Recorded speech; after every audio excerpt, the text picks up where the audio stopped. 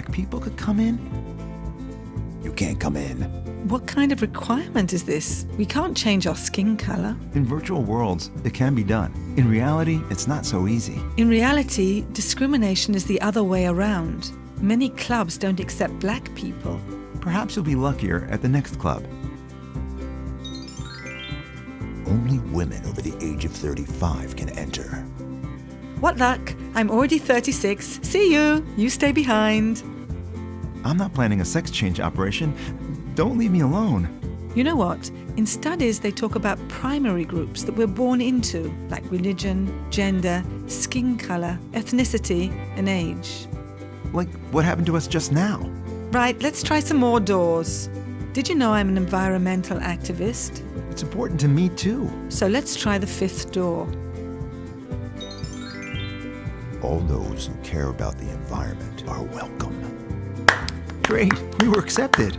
If there are primary groups, what are secondary groups? A secondary group, like a professional organization, a sports club, or a political party, is one we weren't born into, and we can join if we want to.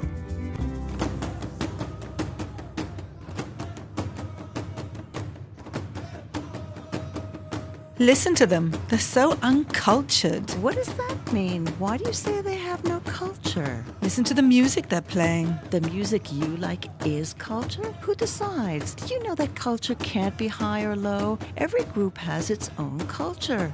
So what is culture? Culture is your native language, educational views, norms, ways of teaching, family patterns, leisure patterns, values, and the shared goals of a particular group.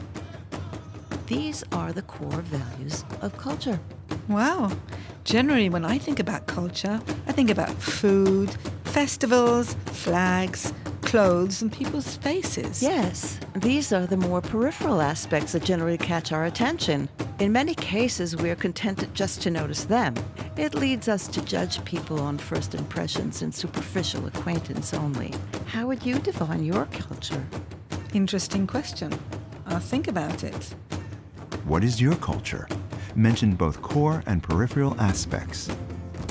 Our culture is really multicultural. See how many cultures there are here. Multiculturalism is a value. Just because there are many cultures doesn't mean that the approach is multicultural. What do you mean? Look, on campus, there's a class only for Africans. It really isn't a multicultural approach if separation is the starting point. It's called segregation. That isn't how to build a multicultural society. You know what? Perhaps you're right, but I have a better example. See how Latino students on this campus in the US speak only English. They've really joined us. I'm sorry to disappoint you, but this is not a fair or egalitarian approach. It's hierarchical. We call it assimilation. There's a dominant culture, and everyone has to fit in with it. Meaning? In many places, it is Western culture that is dominant. Language, art, music, academic knowledge. Right, my parents changed their family name so it would sound more local, and they still regret it. An excellent example. My father's ashamed to speak his mother tongue and often just stays silent. Assimilation is definitely not a multicultural approach. Do you know stories from your parents or grandparents about assimilation or cases where they were forced to blur their culture? I'm more optimistic than you. Look at how we celebrate festivals on campus. We recognize and respect the holidays of students from different cultures. Remember how we wished all the Muslim students a Ramadan Karim, an easy fast? Do you remember the difference between core and peripheral aspects of a culture? Festivals are generally no more than folklore if one does not also connect to the norms, values, and family customs. This is residual multiculturalism. Why you're so demanding, have such high standards. When we first came here, I did talk my mother tongue, and they gave me at least 2 years. Only after that did they expect me to speak like everyone else. I'm sorry to disappoint you, but that is still a hierarchical approach. They call it transitory pluralism. It still aims for everyone to adopt the main culture with recognition of difference for a limited time. How comfortable do you feel with the core components of your culture at the college? Talk about it. So what is a multicultural approach? See how every group here keeps to itself. Multiculturalism is when every culture and ethnic group in the state has equal rights and opportunities. No group is ignored or taken to be less important. One model talks about federative pluralism. What's that?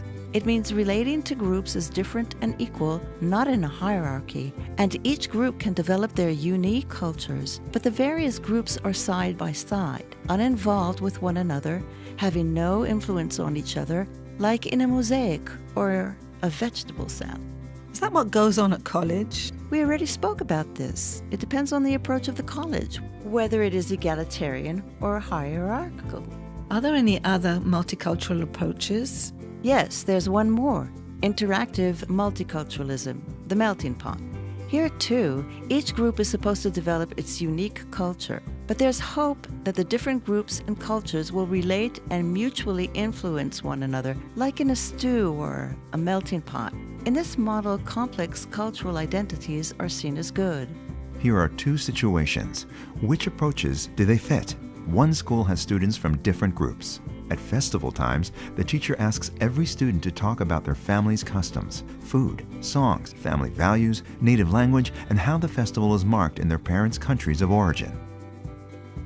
One school has students from different groups. Once a year, the teacher organizes an ethnic food evening. Every student brings a dish they eat at home. It sounds like a lot of work. It really isn't simple. But why does it matter anyway? Remember what you were thinking at the beginning? You called African music uncultured? Yeah, what stereotypes I carry. And they laughed at me too because of my accent when we had just arrived. In a society of plural cultures, a multicultural approach is very important so that we have a solid society with good intergroup relations. What do you think? Which approach is applied in your country? Multiculturalism as a value or as a fact? Explain and give examples. So what is a multicultural approach in education? How is it done?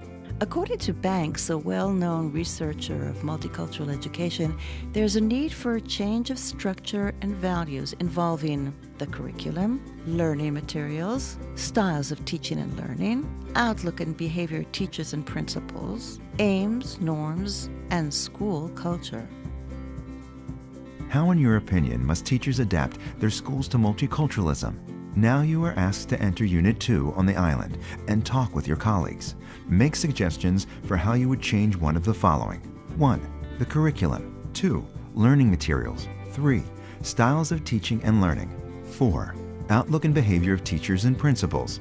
5. Aims, norms, and school culture, so as to embody a multicultural approach.